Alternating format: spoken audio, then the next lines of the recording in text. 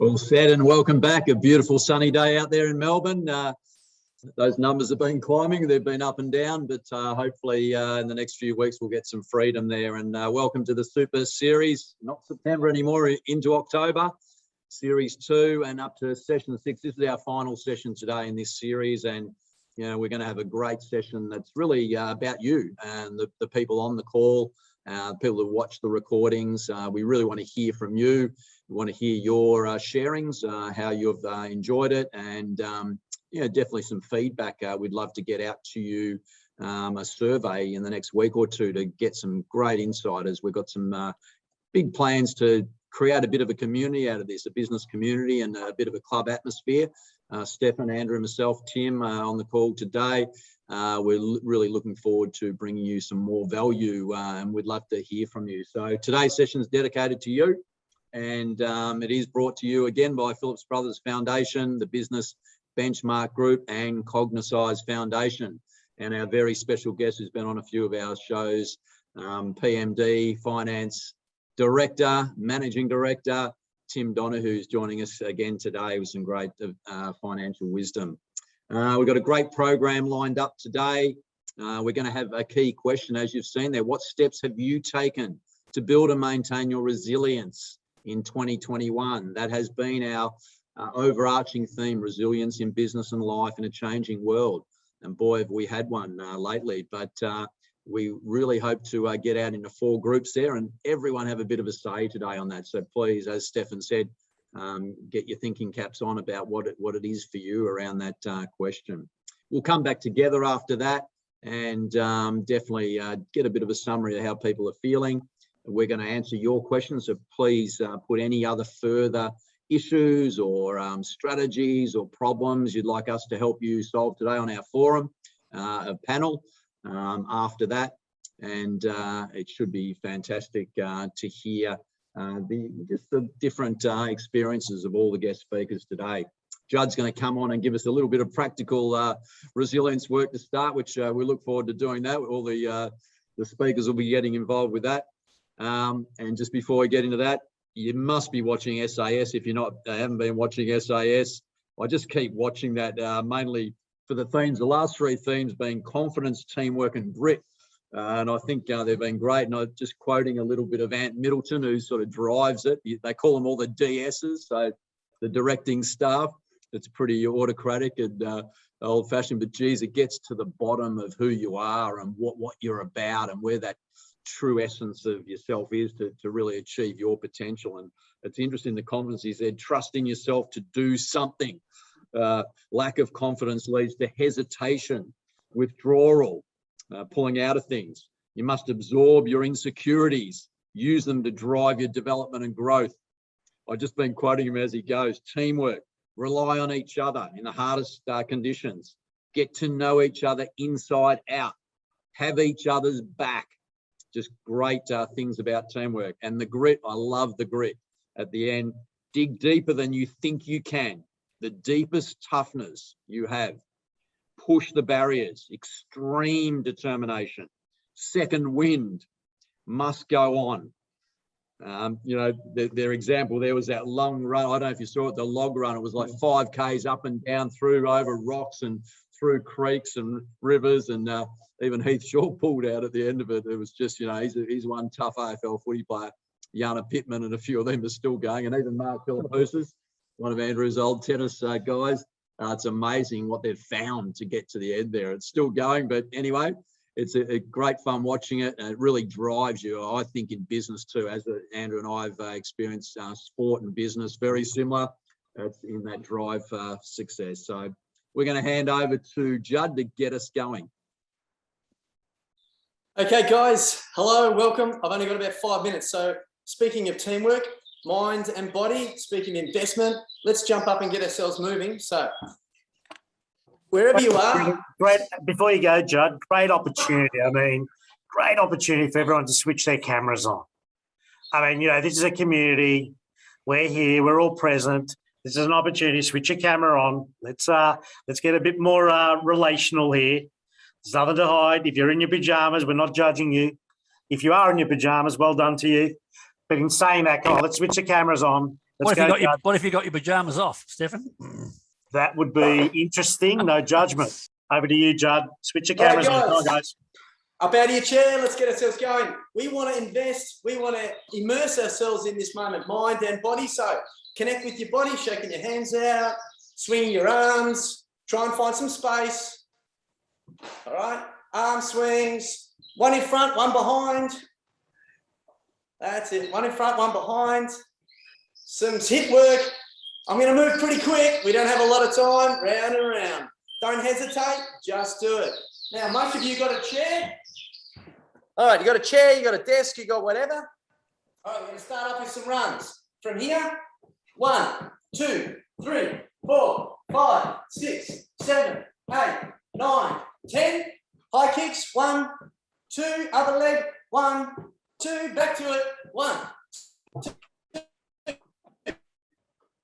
3, 4, 5, 6, 7, don't think, 8, 9, 10, high kicks, 1, 2, other leg, 1, 2, last time, 1, 2, 3, come on, 4, come on, well done, Stephen, 8, 9, 10, last kicks, 1, 2, other leg, 1, 2, okay, pulling the chair, dips, are we ready?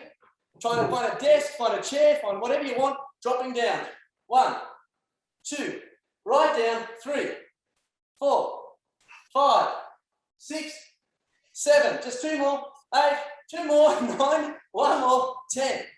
Okay, turning facing the camera and I'm going to do a little sit-up. So back I go, 1, 2, 3, however you can do it, 4, on the ground, 5, 6, 7, 8, 9, 10, 5 more, 1, 2, 3, 4, 5, well done. Squats. Guys, we ready? Drop. 1, onto the toes. Onto the toes. 3, 4, 5, 6, 7, 8, 9, 10. Well done. Woo! Now, we're going to calm ourselves down. Sitting in the chair. Straighten your legs. Reach out. Bring one leg in. Reach out. Other leg in. Straighten the other one. Reach out. Stand yourself up. Back of the chair. Quad stretch. Pull it up. Release it. Other one. Release it. Super person.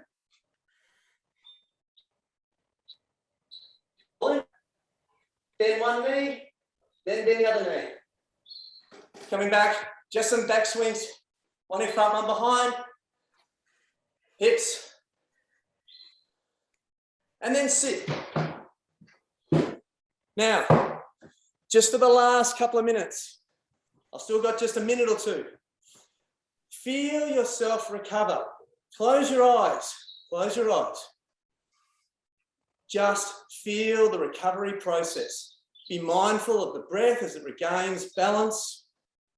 Be mindful of the heat, the body radiating heat, the heart pounding, blood circulating.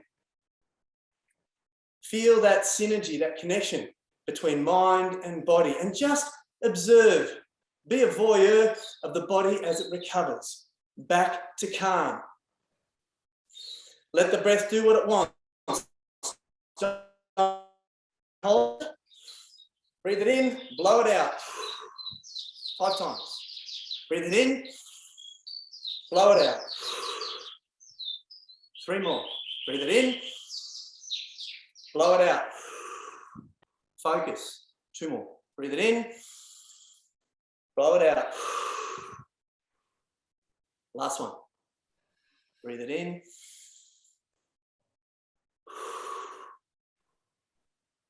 Okay.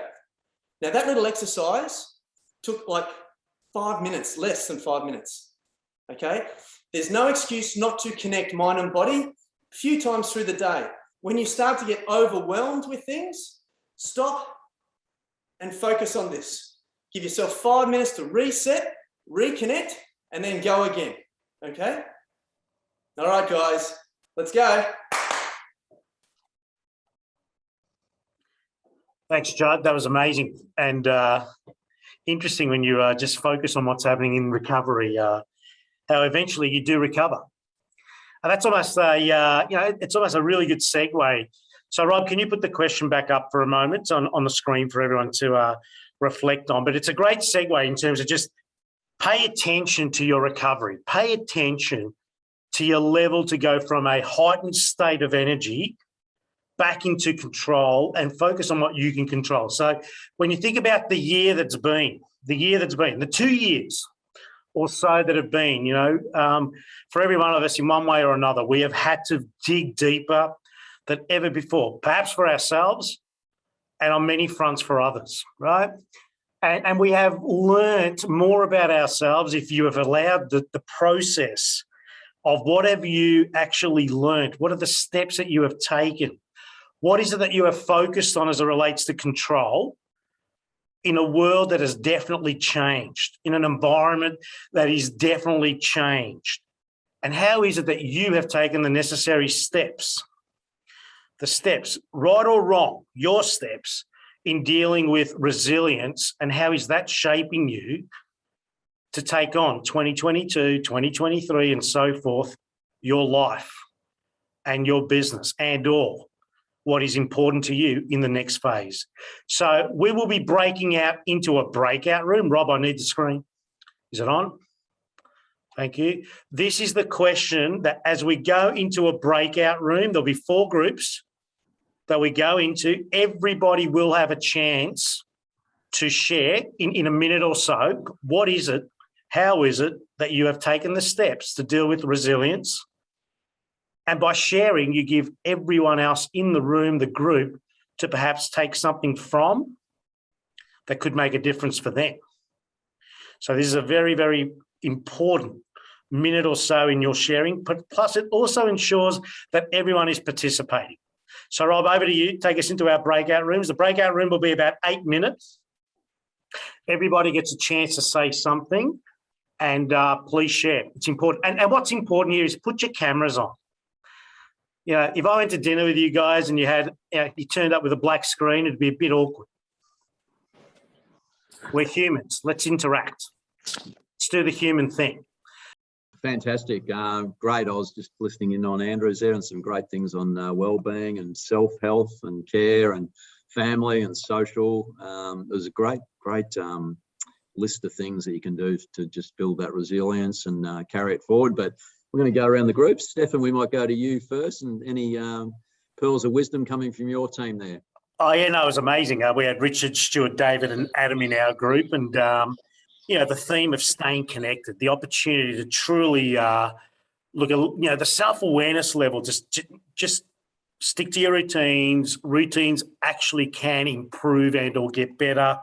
David actually said, David shared how he gets up at 6:15 to make his life partner a cup of tea, then goes back to sleep for 15 minutes and then gets up at 6:30 to go for a walk. Like that's got peculiarity and quirkiness written all over it. That's a beautiful routine, right? I love that. That was really cool. Adam, making sure he's checking in with family and friends and loved ones, and also putting his hand up when he needs to be checked in. Like he's got some really strong mentors and people who support his journey in life and business, and that was really cool. So some great sharings there. Judd, what happened in your group? Yes, I had a brilliant bunch as well. We had David, Vicky, Shane, Carmel and Philip, and they all had their particular ways. And we had some really great success stories there. So during this challenge that we've all been facing, some of them have actually blossomed and flourished, which is really brilliant. Routine was a and one of the things that I didn't get a chance to talk to them about, routine creates set points like orienteering, so we can keep our bearings and keep moving forward to that true north. So it's a really cool thing these guys talked about it. One lady, Vicky, had started this business at the start of the pandemic. She bought a cafe. How hard is that? But now they've doubled their business. in 2 years, really, by concentrating on service and valuing the customers. So that was fantastic. And then we had Kamal, who's doing a non-for-profit, and he talked about using all of your assets, patience and focus. And he actually teaches resilience in the whole program. So it was great. David, an owner-operator, yeah, routine. Shane, unfortunately, we couldn't hear her, but Philip jumped on lastly, and he started with this big poster, sort of a goal-setting poster that he actually uses as a sort of a reminder and a focus point. And he was just explaining it, and we got cut out. So awesome, Philip, but I never got to hear all of it, but it seemed brilliant. So next. Andrew, yeah, we've got. Yeah, thanks, Judd. Hey, great to see the screen in full gallery, and I'm loving seeing Stewie Redmond. I can see you got the D. Is that the D's hat and scarf? I'm sure it is, and a few other great colleagues from our networks, which is just great that we're all together now in our 6th week. I had Robert, Amy, Alex, and Paul, 2 of my very close colleagues that I've been lucky enough to be in business helping both ways, and 2 new people that I haven't met before. We had a terrific chat. Robert talked about Sam. He's a runner, and he talked about last week Sam's great talk in regards to the enduring running. He's had a pandemic-proof business. He's in Paws and Claws, I think was what it was called. He's had 20% growth, and he's looking forward to the Mentor government program coming up. He talked about Judd's work last week and being your brilliant self. He talked about breathing, diet, hydration, and take stock now. Good times don't last forever. So his business is going well, but how can he get ready for the next phase? So that was terrific from Robert. Amy talked about the fact that she's been sitting down so much this year, so she takes any opportunity to have meetings while walking. So she was outside in the fresh air, in the sun. It was brilliant. She talked about boundaries, a thing that I'd mentioned regarding your looking after yourself within particularly a family business or any other business shareholders.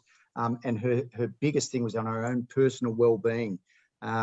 We then moved on to Alex, who had talked about a lot of sleep in mornings and being a bit lazy from big days before. And I introduced him to freezing cold water swimming in July. The first day he got in for about 30 seconds. Mind you, he's about 0.2% body fat. He's 66 hours into a 72-hour starvation at the moment. So he's doing very well. He also talked about massive engagement with family, given that he's got 4 young boys, and more so about fun and togetherness with his partner, being able to share things within that 10-kilometre range that if you can't go out and do the things you want to do, how would you engage further with your partner, which he's done very well.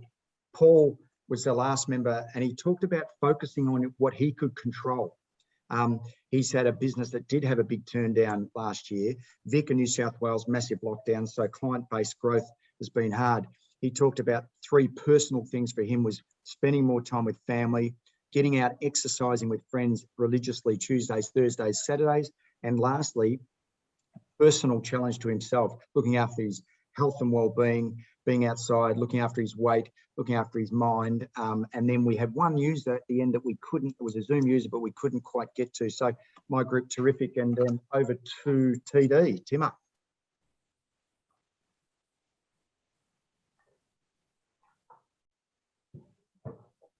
There we go. Yeah, so I had a group of 4, but I think because all that huffing and puffing from Judd's workouts, I scared 3 of them off because I couldn't get any traction from those 3. But having said that, I had a great discussion with Michael Gordon, who you can see there.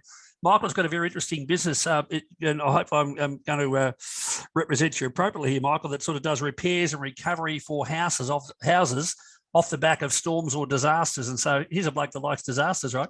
But Michael was very interesting, his response to the key question. Michael said that what this time has done for him, and he made a very good point. He's in Queensland. He said, so we haven't quite had the lockdowns the other states have had, but he said what this period has done, though, has given him a chance to really more deeply understand the issues and problems and challenges in the business. And I said, well, give me an example, mate. And he said, well, one of the takeaways was, some of the roles and functions that have been duplicated in the business of people doing some of the same things that they really shouldn't be doing it. And he said, what it's highlighted is, highlighting some of the staff pain points. And so being able to understand what people need to be doing in their business to make sure they're doing the right things. It's something I bang on about all the time across different businesses, is to make sure that, the people in the organisation know what jobs they should be doing and doing the jobs that really count. So because it was just Michael and I, we had a good discussion. I'll just share something that I've seen. I'm a great student of war history, and mainly I've basically been everywhere in the world where Australians have fought in wars. But the story I've got relates to my brother-in-law, who's a pommy, a good pommy. There's bad pommies and good pommies. He's a good pommy. But his father lived through the Blitzkrieg, the bombing in London, World War II, right? And I was just reading something recently that the English community, the British public basically said, and so you wake up in the morning, the house next door might be gone and people blown up, right? This happened for 4 years through that year. So, and I know it's not a great analogy in terms of COVID here, but the point I'm making is that the British public just decided they were going to get through it, right? And that sort of, I'm reading it, and I keep saying to my kids, we're trapped in a 5-star hotel, take it easy. So it's all about relativities, isn't it? But I think what COVID has done is given us a chance to spend more time with our families. We eat together every night. It's funny, we do punch on verbally where we eat too, but if it's got it closer to your family, that's not a bad thing. But anyway, Michael's contribution was terrific, and hopefully those learnings we can all apply. Over to you, Stefan. Fantastic. I think we've covered off everyone there, so it's terrific. And I'll just it was interesting just coming back to resilience and a couple of things. We mentioned about Brian Gorgian, and you might have read the article, I think it was in the Age, about Paddy Mills on the weekend, which is just fantastic. But that resilience of that team, back through Lindsay Gaze, the 60s, and obviously Andrew Gaze, and we had some guns there, Luke Longley in the 90s and early 2000s. The time of absence for ultimate success with that team was interesting. Paddy Mills, I just love reading it again. And Brian talked about that gold standard and coming in and really listening, and a lot of the senior players had been there and he'd had 12 years ago, and he let them really, mentor the young ones on culture and build that toughness of what a boomer was to be, and build that resilience to obviously ultimately medal and get that bronze. And I think in Paddy Mills' article, it was just brilliant. They said in the room, the warm-up room at the Olympics, everyone would walk past in amazement. They'd look in there and there's like Australian flags, Indigenous flag, the Torres Strait Islanders flag, there'd be things from home. It was all decorated in Australian, memorabilia and history and all that sort of thing. And the players go, who the hell is this group? Who are they as they're walking past? You can just imagine the Americans and that.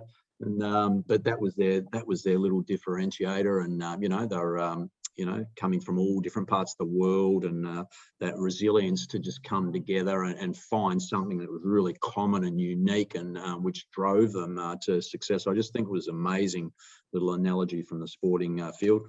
Obviously with the grand final and Simon Goodwin, we touched on that last week, but it was interesting coaching a lot of the kids. I'm just getting back into some small group coaching this week, but I kept saying to them, again, there's an amazing resilience of that group to, not to win it for so long, 57 years, and boy, did they win it well. But he kept repeating individual brilliance in your role, individual brilliance in your role. Now, if everyone, including yourself as a leader, business owner, whatever it is, and each person you have, you can empower them to be individually brilliant with their God-given talents and assets, which we all have. And being prepared to let people open and show and share those, I think, is a really important thing. He mentioned it many times. I listened a lot on the radio on the week after, just being an interested coach, and that's what he kept repeating. He said, learn your role, hone in and perfect it, sacrifice your game for the team, culture, not caring who gets the accolades. These were some of the things I heard him a number of times talk about.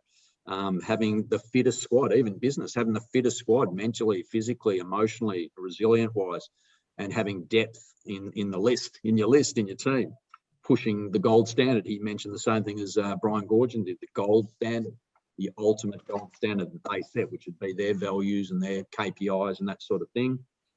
critical contests. We have those tough times in business, the critical decisions, the biggest problems, the biggest issues, be like, being vulnerable, face it. He was big on engendering that, bringing that into Melbourne's culture. Courage acts that inspire and lift the others. We all know those on a sporting field, of course, even though I think they're crazy watching the rugby league final on the weekend.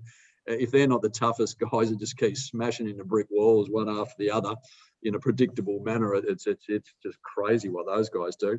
But, the same things like Petrarca and Oliver and those key playmakers did. They took the game on at the right time. But he also kept mentioning, relax, have fun, and I know that I've done a bit of work with Christian Petrarca in particular, and he's a lot more relaxed than he was, very tense 2 or 3 years ago, not knowing where they're going, what his role was, how he could use his individual brilliance. He expressed a lot of that to me, and we went to work on, Will Phillips, I did a lot of work with also, taken number 3 in the draft last year. Same thing, just too pent up, too anxious, too worried about others' expectations, and just learning to relax and have fun, use your God-given talent, and go for individual brilliance in the role you play. And both of those, look what Christian did. He went from being a set forward into a damaging midfielder. Will, same thing. He went into an environment where he was worried, can I fit in anywhere in any position? No, mate, you're a great inside mid. Stefan knows that. He watched him at Beverly Hills where we were coaching down there. He's a great extractor of the ball, and he's got great burst power, a bit like Christian, but he's quite a few years in development. Just stick to that, mate. Do what you do really well, the best, better than anyone, and you'll find a part in a team. You'll be valuable to your team members. And they're just great, again, analogies. I know Kamal's on there, a few of our sporty guys there, so that they understand. And Dave, a couple of the fit dads are there, so you know where I'm coming from. Dave from the Oakley Chargers, so we've got their footy fraternity as well there, which is just brilliant.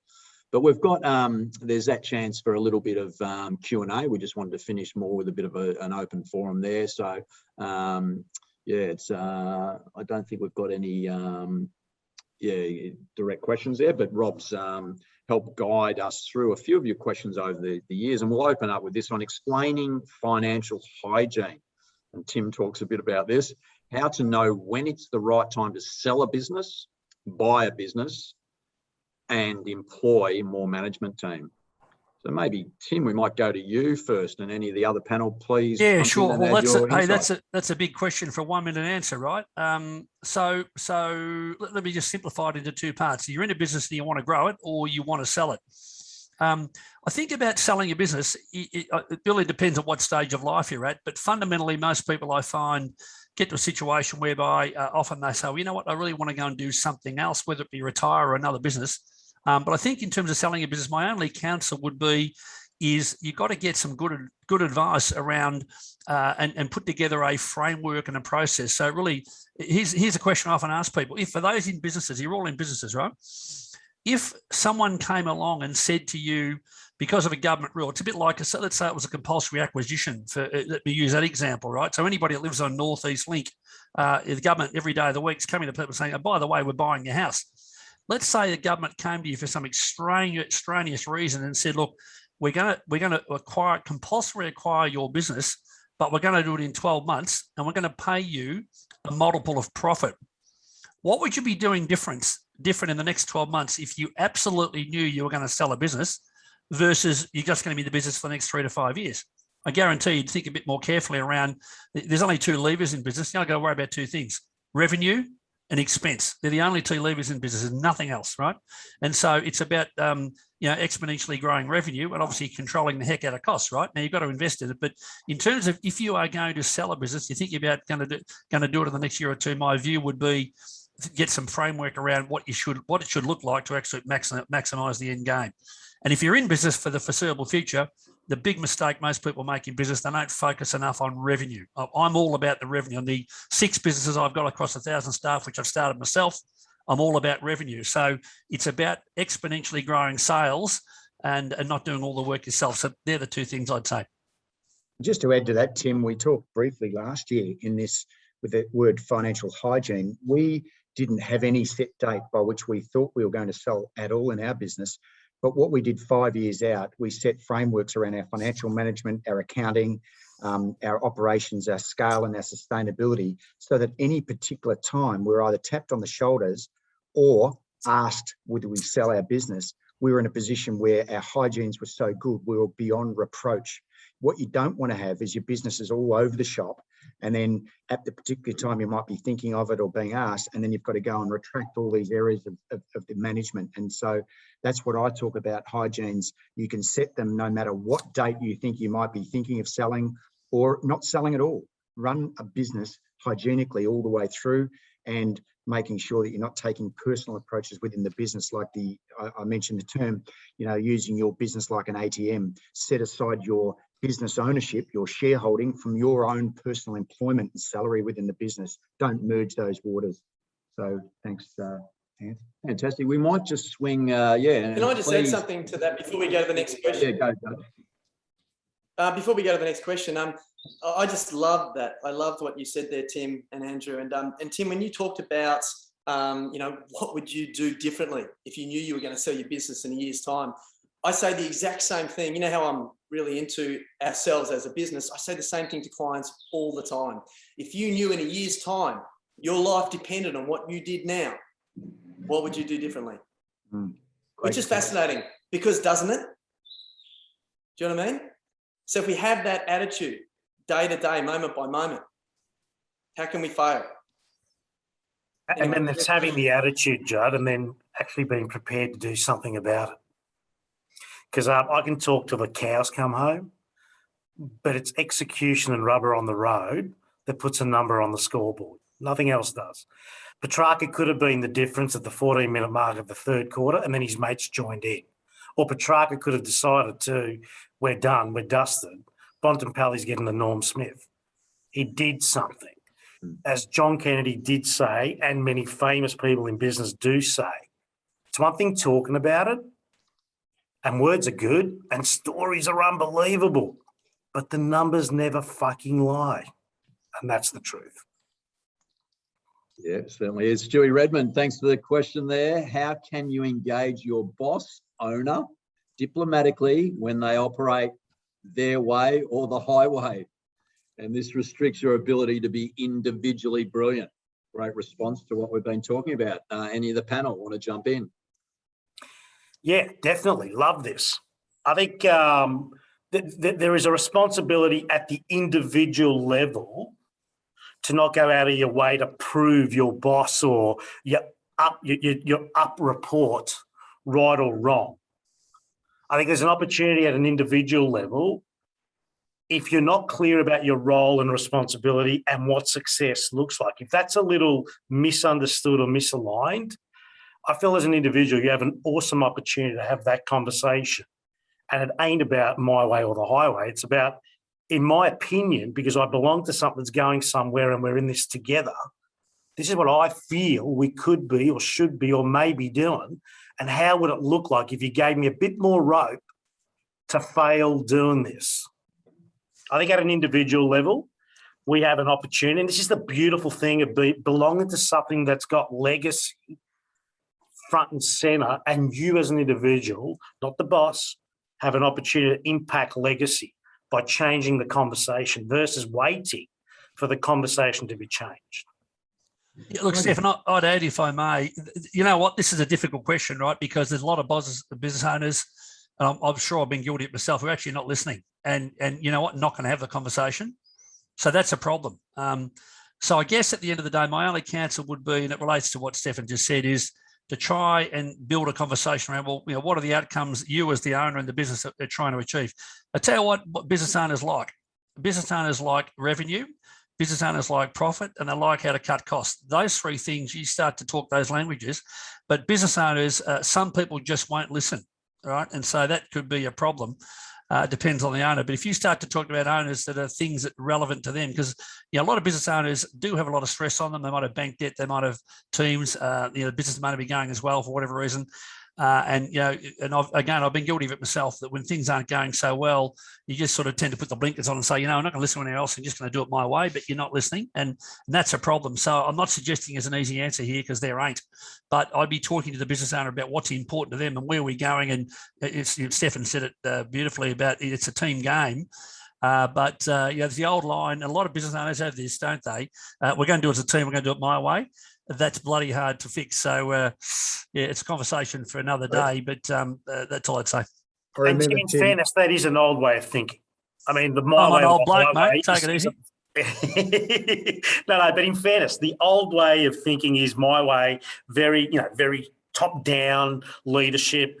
If you're still belonging, if you are belonging to that environment, you have a choice. The lowest unemployment rates in Australia, in the world ever. You have a choice to either belong to that and be a victim to that, or go somewhere else where you can be a victor. It's pretty simple. I remember Tim, who was our advisory board member, said to me at one stage, the only two people you got to listen to, your boss and your wife, or for the women on the thing, your boss and your husband. And I used to laugh, and it was true. And I would also say for business owners, Stu, it's difficult when you think, obviously, you only report to yourself. We had an advisory board because we wanted a high board to report to, so that we weren't just the own decision makers. But one thing that I would say as a business owner, our boss was our customer, our client. And I would counsel this, is that my brother said to me, we'll do everything to maintain our customer except bend over and cop, you know what, to maintain our integrity. So I think if you're in any personal relationship, if you can work with your IQ, your EQ, whichever it may be, to maintain a relationship so everybody's benefiting, except for the fact that your integrity is compromised. Anthony used to say to me, that's the time when we can walk away from that customer. And I did very rarely, but was that last stage of personal and business integrity. Nice. Can I add something too, guys? Can I add something too? That two aspects here. Firstly, from the aspect of addressing the business owner, we are, all of us, each of us here on this call today, a collective consciousness. We've learned through the actions of people that come before us, through the community, through social. Don't ever believe that you are your own intelligence and you have a boundary. You are part of a collective intelligence. You learn from us, you pick up from others. So try and remember that and keep yourself humble as much as you can. Secondly, to the person who actually wrote the question, you have many opportunities to address. Don't think just because you get bounced back once or twice or 10 times, that's it. You've always got to look for another opportunity to communicate. In the meantime, like we said before today, focus on what you do and be brilliant. Give it your gold standard. And then keep your eyes open for an opportunity to influence, because at the end of the day, that's what we all are. We are influencers. So you just need to be open and need to be positive. Awesome advice, guys. Now, this is a good one. So panel to be quite vulnerable and open here. Your toughest experience in business and best advice received.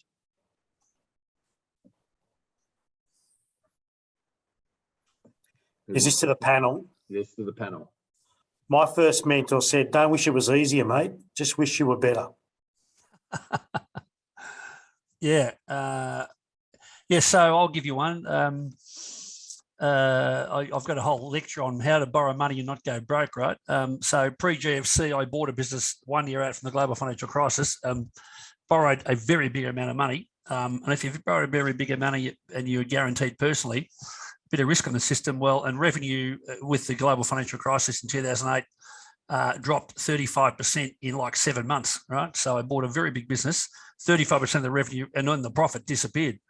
I was a little bit concerned, I can tell you, and but a bit like what many people who've got businesses in the last 12 months around Australia, and probably a lot of people on this call have just hung in there, right? And look, I know that I guess like Andrew and Anthony, we often talk about a lot of sporting analogies, but the analogy I use, Leighton Hewitt, you'll all know Leighton Hewitt. Now Leighton Hewitt, 2'2", didn't have a real big serve, probably shouldn't have been a great tennis player, right? And then you get a guy like Mark Philippoussis, 6'8", best serve in the world. Look at their respective careers. The one thing about Leighton Hewitt used to say, and I apply this to business, and we've actually used these themes today without knowing it. Leighton Hewitt always used to say, just hit the ball back and stay in the point. So in the global financial crisis, when that business I paid a squillion for, and I thought the business was good, I borrowed a fortune, like many millions of dollars. It was all in my head. And I thought, oh, this won't be so flash. I just thought, I just got to hang in there. And so what I did, my number one client, the Commonwealth Bank. So I didn't quite make love to the bloke who was in charge of the Commonwealth Bank, but I was close to it. So I stayed real close to him, hung in there. And of course, we know, investment markets always turn around. But shit, that was a financial near-death experience. But I just did the Leighton Hewitt. I thought, shit, you just got to hang in here and just keep going. Stay close to your bank. And if you've got financial issues right now because revenue's gone down, you've got a bank, stay close to them. And so you just got to hang in there. But hanging in there, I don't understand too general because it will depend on the specific issue you got. But if you've got a problem, get some advice. Like go and talk to someone. And I remember I found a guy who actually ultimately went bankrupt, this bloke. I went and talked to him about what I should be doing. He gave me some super advice, which was stay close to the bank. And I was panicking a bit and he just calmed me down. But yeah, they're the things you just got to sort of, Leighton Hewitt, hang in the point. Yeah, I would like to add a little piece there. Thanks, Tim. One of the great gems or two gems when you think about the question was, what was your toughest experience and what was your great advice? Tim's brother, Paul, said, thank your competitors every day. And at the time, and I may have mentioned this in our seminars, I can't remember if I did, but at the time I used to think, what on earth is he talking about? I hate my competitors. I've now been a bit more rounded in my older age to know that there is fair share for everybody. But in that moment, what he was talking about is this will to improve yourself, to continually strive and grow. And I think that's the thing that I shared last week about my new entities is grow, is how do we all individually grow, collectively grow, as a community grow, as our business grows, which we've been on about. So that was one great piece of advice. The other one came from our chairman, my father, the only way is up. It's been consistent in our life all the way through it. And it really just talks about that positivity, about the tougher challenges, but there is only one way. You don't know where rock bottom is. One of the greatest experiences and challenges Anthony and I had, I'll never forget it, is our cash flow. And I thought, I was running along as a salesman thinking everything was great. And what I wasn't, I was a phys ed teacher and I had to turn into businessman. And I came back from my honeymoon, we had no cash. And I remember my best mate, Fraser Brown, who runs a wonderful business, talked about looking at his cash at bank twice a day, every day. And I had to go and learn about financial management. I had to learn about the importance of cash. Cash is king. Cash is like oxygen. So for those business people out there, for me, my greatest learning when we were backs to the wall, remortgaging houses, was cash at bank is absolutely critical. Are you, Joe? You're muted, Judd. Microphone there, mate. Muted. Sorry, I was just going to say, one of the things with challenges, people focus on the opportunity to succeed all the time, but we need to embrace the opportunity to fail and succeed. We need to be really fair and understand that every time we walk across that plank, right, we might fall or we might make it. And that really makes it sweeter. We really have to give respect to the fact that we might fail, but through failing and succeeding, we learn. Try not be too preoccupied with success all the time, because the failing is often the sweetest, as you say, lemon juice. Yeah, and I think the balance there gives you that calm point, the ups and downs. You don't get too emotionally up or too emotionally down. You can stay calm. When you're very calm, I found you could be very focused and make very good decisions under pressure, big issues, etc. And that's part of what this resilience is about in these seminar series. Dave, it leads into your question there. How do we find the right balance between being relaxed and being driven? Can I jump in first, because I love that question, because it really summarizes resilience in a way. We're not talking about juxtaposed positions here. You can be deeply relaxed and be driven at the same time. We're talking about flow. So we're talking about the challenge is high and the capacity is high, the confidence is high. When those two work together, you create flow. When you're in flow, you're not emotional. You're not really stepping back and criticizing yourself. You're just doing. So when you're in the zone and you're actually driven and you're actually working forwards really well, you can be deeply relaxed because you're not trying too hard. You're not worrying too much. You're just doing. And if I pick up from there, if we go back to the first session of this season's or this series episodes, and the clearer you are, which is another C word, interestingly enough. And on that session, we spoke about rewords, RE words, reactivate, re-energize, reinvigorate. But the clearer you are about what's important to you, the further you see that, the further you see it and ultimately believe it. In other words, clarity. The greater the clarity, the higher the level of power and the less drama you're allowing to come into your life. The further you see it, as you understand it, Judd talks about flow and I talk about journey. You're on a journey. Everyone's on a journey. Whether you're winning or losing today does not define you. It's over the journey as to how and what turns up for you. And in life, and my grandfather used to say this to me, you will always get what you deserve 100% of the time in life. You'll always get what you deserve. So have a good think about how far could you see, and are you committed to the journey, or do you need something quick? If you need something quick, that's called an aspirin.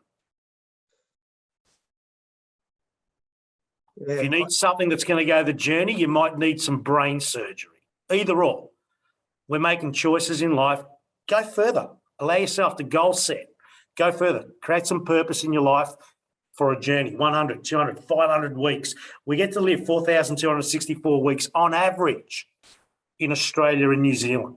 Some of the best numbers in the world. We're in the best countries in the world for living life. Don't get sucked in as to what's happening in the next 2 weeks. Yeah, I really agree, Stefan. I've just got two, a personal and a business comments to make on relaxed and driven. And one was in my sporting career. I always found that when I was more relaxed, and those who like golf or where you're going for a swim, or I was playing footy at the time, I remember listening to music, being really relaxed pre-game, and I always played a terrific game that way. When I was not sure of myself, didn't know whether I deserved to be in the team, I was really worried about my spot, you know, I never really played well. And I'm sure we've all got those personal stories. And if I run that into our business, when we had fun in the first 20 years, I remember it was a joy to be doing that growth and sharing with people. And I got into the last years where that relaxed nature went away. It was all about this, we have to win at all costs. And I remember the personal toll. There was no peace, there was no calm, and the business suffered until I had to look in the mirror and learn. So I think it's a terrific question. And we've been on about it in this last 6 weeks and last year. And that's why Judd's work is so critical, this holistic view to how do we balance family, personal, work. So I think it's a really great thing to aim for, and look at the strategies that Judd might be able to give us. Meditation, time out, like Amy, she was going for a walk while in meetings. I mean, this is the exact thing we're talking about. So can I just add to that before, and then I'll excited about this topic, but conflict, look for conflict, remove conflict as much as you can. So being relaxed is when you don't have conflict. Being driven is when you're clear of purpose and you're engaged and invested. So invest and engage without conflict. Don't sabotage yourself. It's a good one, Judd. I always say it's all about, life's all about relationships, isn't it? Because we're social beings, you know, so you can be in an isolate form and do whatever, but even sharing your success is pretty hard if you don't have a partner or a group, or, you know, so it's so important to, be, you know, building those relations. I used to say, have a 7 out of 10. Start with your family. Have I got a 7 out of 10 or better with mum, dad, brother, sister, son, daughter, dog, cat, whatever? And then, you know, if you're down at a 6 or 4, you've got to do some work, you know, because you don't have to be everyone's best mate or best friend, but you want to have good relations. So I think conflict happens when it's out of kilter. It goes down to a 4 and 3 and 2 out of 10 with someone. It could be in business, could be in family. A lot of it's close to us. You know, a lot of our emotional health, which goes into mental issues, is close family. So it's how you deal with that is the key, isn't it? You can be that, like Stefan said, you know, you can be the victim or the victor of what that relationship is. And if you smartly work through that with, as Andrew said, emotional intelligence, keep working on yourself, do courses, read books, learn from mentors, whatever it is, I'm sure, like we had a, as you know, our book was about how we built a people-based business.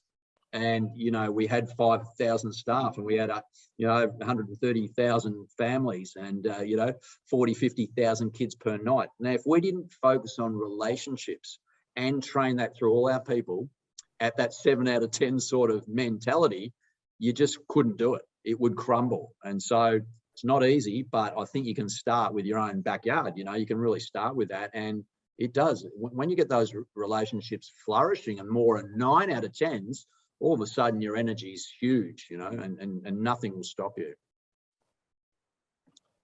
I think we've just gone a few minutes over time there. I don't think any other questions. Yep, fantastic. I think just a good one to finish just with the panel. It was really like, how'd you know, like when you've been, I suppose, successful in business or life, you know, how did you build that self-belief? Who inspired you and how they inspired you is a good one to finish with, I think, for any of the panel members to jump in. Yeah, so for me, I took over a broken family business at the age of 23. Had just finished university. It was not my plan to take over that business. I actually grew up hating the business because mum and dad just knew one code, and work harder was their code. Migrants of the 60s, they had 120 people working with them. So when I took on that business, which had gone from 120 down to 4, and we had a $1.5 million debt in 1993, and we refused to liquidate because it was no fault of our suppliers, who were small businesses themselves. The first thing I did, although we couldn't put food on the table, was hire a paid mentor, paid. I had plenty of friends, I had plenty of uncles, plenty of coaches through my sporting career that would be accessible to have a chat or a riff. But if I needed to go deeper and better and longer in a shorter time frame, and since that day in March 1993 until today, a paid mentor on the team that is absolutely, next to my father, the most important relationship I have in life. Self-belief. Yeah, Tim, Judd, Andrew. Yeah, well, you guys knew the bloke that inspired and taught me was my older brother, who was 20 years older than I, and he started this business I'm in today, which has been going nearly 50 years, I might add. But he was just a super teacher. And when you got a brother who's 20 years older than you, he's like a bloke you know, because I didn't grow up with him. I went to his wedding when I was 4. He was just a bloke who was very good to me. I had another brother, Andy, who used to bash me up all the time. We're close, but he used to beat me up. But my older brother, Paul, didn't beat me up much, but he just used to do stuff for me. So, and I was very lucky, I had great parents. But you just got to get a teacher, right? And you know, look, I truly believe there's not a lot of great people in a lot of business owners and business leaders. You know what? They're not great teachers. And so I often say to young people, I say, get on with your boss, because hopefully your boss will teach you something. But really, I was very just lucky to be looked after by my brother. And I know he met Andrew and Anthony. In fact, I reckon I often said this, he rated Anthony higher than he rated me for a while, and, which was good. But no, he was good. I was very lucky. But often, you know, a lot of business leaders. So you know, you're all business leaders. You're all got businesses. I think that you know, if you got someone in your team who's good news, just take a bit of time to really understand their life and get close to them, right? Because I talk about A graders and B graders, but really the opportunity to really grow your own quality staff is, you know, because your A graders won't be many of them, but yeah, you actually, young people love thirst for knowledge. So if you can just coach and help, hold their hand, I think that's very valuable. I'd add quickly, from my perspective, I think there was a lot of internal motivation. I'm not sure that you sort of set out on a path specifically to say, I'm going to be this or do that. But I personally had a drive, whether it was from a young age where Dad said never work for a boss, or in my sport. But I do believe in what we're doing here is community. I do believe in sharing, listening to people, taking snippets of gold advice from everywhere you can, and pocket that away, use it to your advantage when you can. Learn, as Judd said, you know, the ups and the downs. And I just think we're getting some wonderful comments in here about people's thoughts on the course in the last week. So hopefully that building that community further and further, and just listening and respecting everybody that you run into. Judd, do you want to wrap up? I was just going to say that yeah, I mean, there's so much to talk about. I know we're finishing, but the thing is to go humbly, to have a passion about learning. Don't make it about yourself all the time. At the end of the day, we are influencers. We're a community. It's about being able to facilitate, being able to support, and being able to recognise opportunities, and then to have the courage to invest in that opportunity. And like Anth was saying before, when he talked about all the small parts of the team, and Tim was talking about as well, being, you know, making sure everything is working and everyone's doing their job. That's why I say cognize, because it's really about looking at all your assets, your fingers, your toes, your friendships, mind and body, getting them all to work together, and then being brilliant for others. Fantastic. And on that note, we will wrap it up. I think getting your fingers and toes and every hair and body part will help build your resilience and keep it going. And we'll hopefully get through this little stage in life and go on and really flourish. But a big thanks again to Andrew and to Stefan, to Judd and to Tim for all their session work. Rob and Nikki, fantastic behind the scenes. Thank you so much. Our book, obviously Andrew and I shared a lot of our intimacies about building Camp Australia, our business, and you can purchase the book. It all goes to charity, all the proceeds. It's on the Phillips Coaching website and the Phillips Brothers Foundation website under Buy a Book. And also we'd love, as Andrew mentioned, community. We'd love as a community to get some feedback. And I think amongst Stefan and Rob and ourselves, we'll get a few good questions to you in the next week or so. So we're looking to, you know, do some expansion on what we do here in these series, and we'd love to have your from what you need and what you'd like to see, what we can help you with. So we look forward to getting that information back from you at the appropriate time. So on behalf of everyone, thanks and enjoy the rest of your Wednesday.